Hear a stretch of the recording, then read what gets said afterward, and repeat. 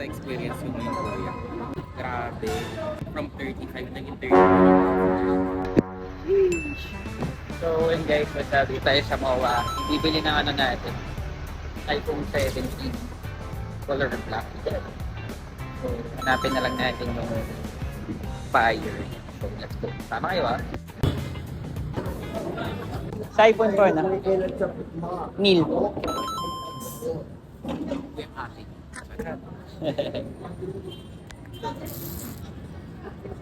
Gcash, saka cash. Sige.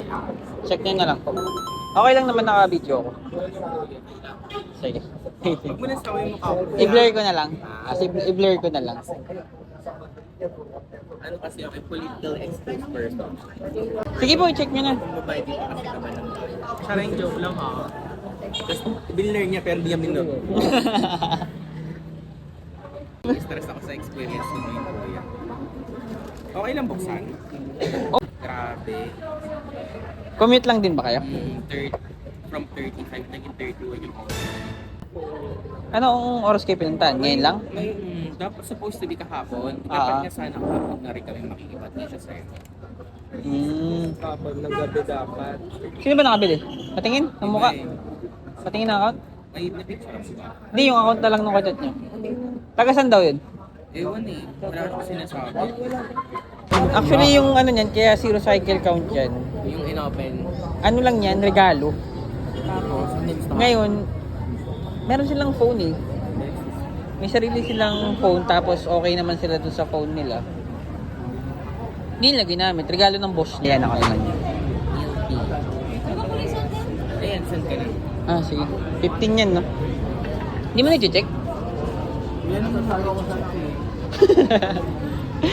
Sabi mo ah, kung nakaka-apekto yun sa iPhone, bakit mo kukunin ng 31? Wala Yeah. si kuya. Karma na nila yun. Saray. Hindi niya ba kasi binigay sa akin? Yan, check mo rin yung mga button. Okay naman. Dati green na Receive ko naman na. Gusto mo.